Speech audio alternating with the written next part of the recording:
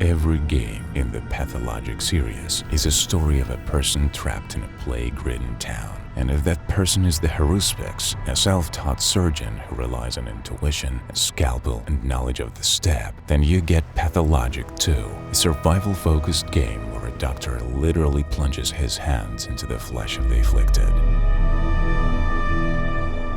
But if you take control of Daniil Dankovsky, a renowned medical scholar, a keen observer, and a man who turns to laboratory research only in the most exceptional cases, then the story takes a different turn. Pathologic 3 will offer you an entirely new gameplay experience.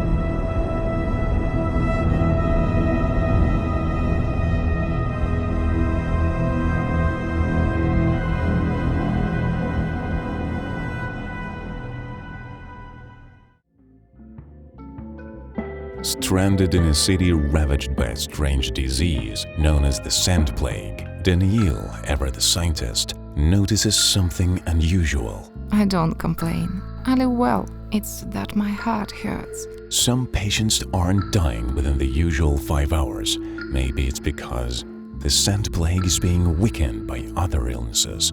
If he can find all these patients and uncover their hidden conditions, he might be able to craft a vaccine. Imperfect, temporary, but what if it's the first step towards saving the town?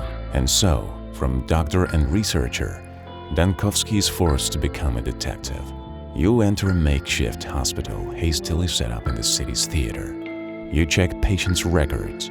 You talk to the sick and examine them. But don't believe everything you hear. Wounds on a hand could be from a street fight, or they could be the early signs of an ulcer.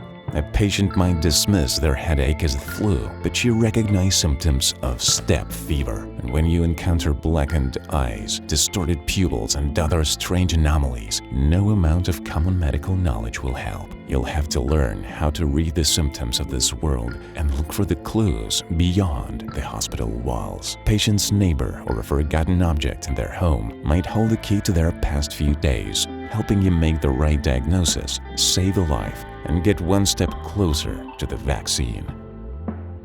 Of course, you could take the simpler route, run tests, use a microscope and get a clear answer. You'll see which organs are affected. The data will be recorded in the patient's file, and the solution will be much clearer. But where will you find the rare reagents needed for testing in a city consumed by plague? Even if you manage to conduct the research and skillfully eliminate false diagnoses, reagents will run out, and the next patient might not get that luxury. Every day, new patients will arrive at your door. If you manage to save them all, you'll take another step toward developing a vaccine for the Sand Plague. 8 vaccines in total. That's all it takes for the city to survive until the 12th day.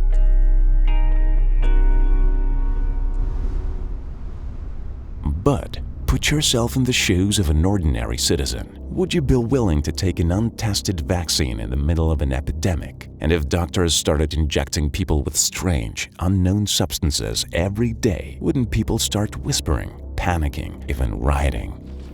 Dankovsky, be careful with your public decrees, because if the frightened townsfolk turn on you, they might kill you before you have the chance to save them. Sometimes an exhausted Dankovsky closes his eyes and wonders, what if death could simply be killed? The locals believe the plague is brought by a steppe demon, Shabnak, a creature from legend. If it really existed, if he could shoot it with his modern city-made instrument, he would take the chance, no matter how impossible it seemed. It would be better than fighting against the very people he's trying to save.